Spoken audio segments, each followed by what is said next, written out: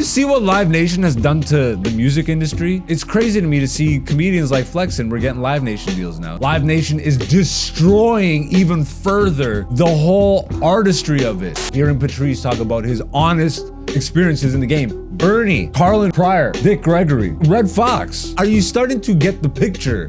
I can create friggin' 80 videos for the week. And as long as I keep hitting that feed and just keep giving basic people basic humor for their basic life, all the bigger companies are buying all the smaller companies and just making it one big company. And eventually you have less choice, less option, and you just get rammed. And if I can't change who I am for that, how do I make who I am reach the people that are looking for who I am? That's a challenge. They just keep pricing people out to where, bro, we're not here for the people anymore, man. The art isn't for the people anymore. You do a Live Nation show, you're pricing out your fans. So then this is where I'm at in my career now. You know, like I have now spoken vocally about who I firmly am. I'm now fully comfortable with who I am. Like that's been done, but like that has integrated now with my comedy career and being vocal, you know, I'm comfortable being myself, but that also comes with some consequences.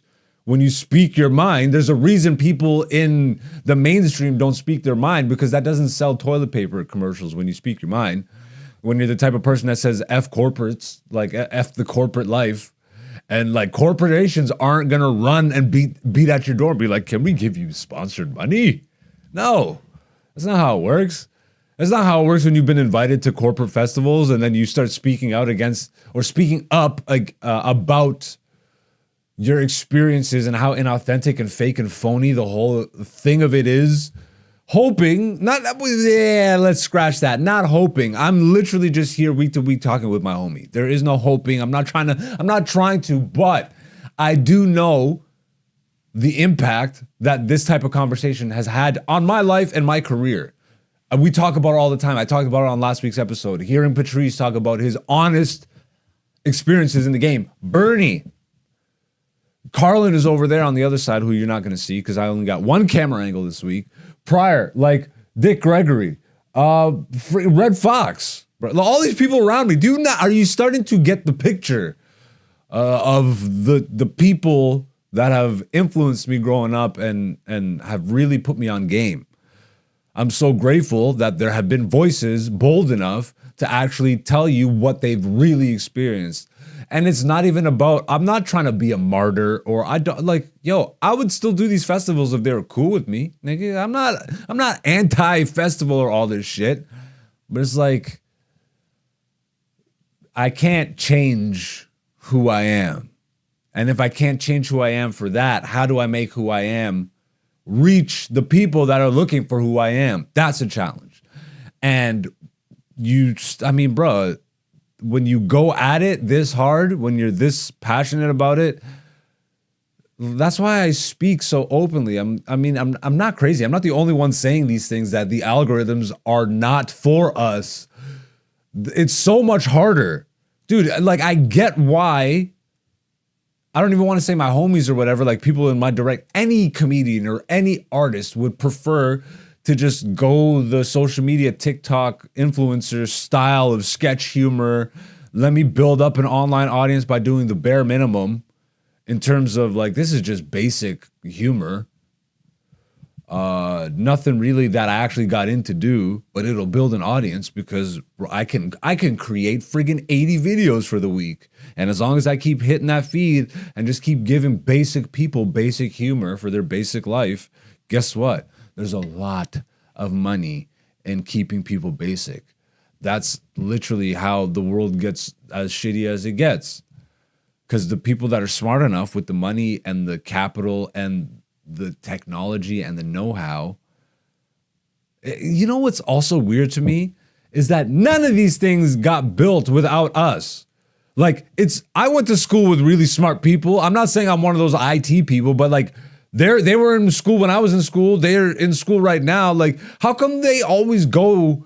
Well, not how come. There's only, where else can they go? Meta, Google, all these companies. Like where else can you really go? You can start your own thing and guess what will happen eventually? You build your own app or your own piece of tech, your own IP, and it actually gains traction, and eventually one of those big companies is going to come around with just enough money that all of a sudden your company's now owned by Amazon. or some bullshit. Like, that's the same thing with art. That's the same thing with, I mean, look at comedy now. Everything's Netflix or bust, right?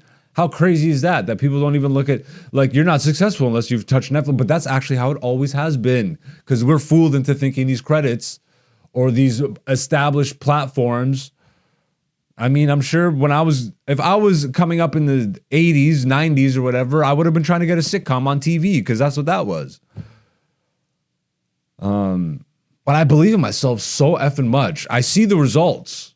I see what I'm doing on stage. I see how I affect people. I see what they're telling me. Bro, I don't even bring up these moments too often, but like Adam Sandler told me to do, bro, don't stop. Adam Sandler told me he loved what I was doing. He dapped me like 40 times. 40 is a stretch. He dapped me like 4 times, but he dapped me, nigga. And when he drove off into the night, he said, I love you, Zeus. He said, don't stop. He told me, don't ever stop doing comedy. And the comics told me he was belly laughing. Didn't look at his phone once when I was on stage. And Tom Green, same thing. I performed before Tom Green. I opened for him at Yuck Yucks in Toronto. And the dude had nothing but glowing, like, to hear that from people that I grew up, you know, is whether I idolized them or whatever. I love Tom Green. I'm a Canadian kid, grew up. Freddie Got Fingered, one of the first DVDs I ever bought. There's a whole story behind that, and I don't really want to expose that fully. Then obviously Adam Sandler, like, what's going on? Those are opening for Russell Peters, like, bro, these are markers. You know, people's actively seeking me to be booked.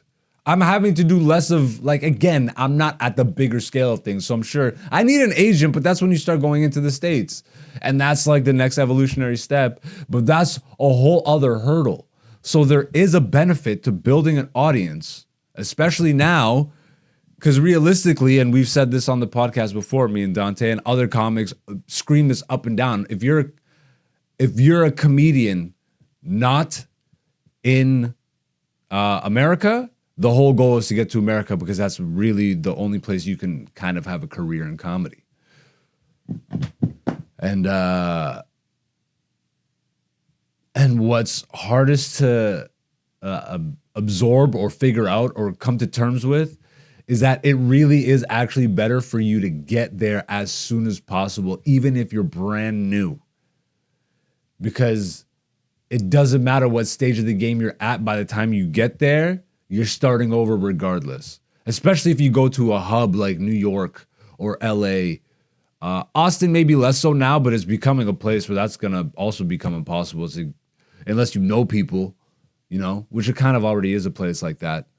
Like, that's why I'm grateful. When we went to Texas to check out the comedy scene and just to check out the mothership and all that stuff, like, and we drove around and we saw not just like Austin, but the other outlying spots. I'm a comedian, so I built the circuit out. I'm like, yo, I know how to work here now. I just need to get here legally so I can freaking work here. I need paperwork and all that stuff, and there's all these hurdles. But I feel like at least with the skill that I've built up, I can go into a place like that as a comedian with that skill on lock and know how to interject, like, bring myself into the scene. Like, bro, we introduced ourselves to so many people, made the connects, where I feel like if we went back, it's like there would be spots if we needed them. You know what I mean? That type of stuff. So I'm actually equipped to be a comedian in the game.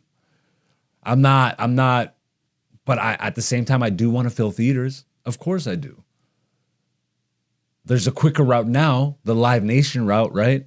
But do you see what Live Nation has done to the music industry? It's crazy to me to see comedians like flexing. We're getting Live Nation deals now. It's like, but again, I'm the anti-establishment guy, but I'm the crazy one, right? Because I'm hating or something. Like, I'm proud of people for getting the money and getting whatever they want or desire out of the game, but like, I cannot be dishonest about this shit. Live Nation is destroying even further the whole artistry of it. When Live Nation and Ticketmaster teamed up, like, okay, so Ticketmaster was the largest ticket seller for live events, and Live Nation before the merger was the largest promoter of live events. So they were the ones that would get the musicians, the comedians, the artists, the whatever, and book the venues. So they would have access to all the venues. And Ticketmaster was the place that they would use to sell the tickets because it was the largest. And then they merged and everything fell apart. All the ticket prices for every live event. If you've ever been to a live event in the last five years, you know what I'm talking about, bro. There ain't nothing. Like, you can't get into nosebleeds for sub like 150 to see the freaking Black Eyed Peas, nigga. The Black Eyed Peas in 2025, nigga. What are we doing? Like, what are we doing?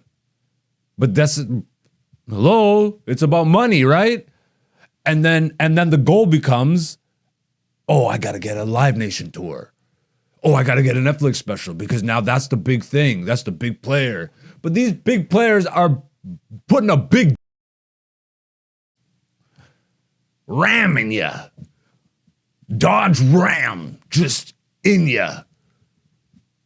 Hammy. The artist, and you see it, bro. The musicians are talking about it. I'm amazed that other artists aren't really talking about it, but I mean, comedians will.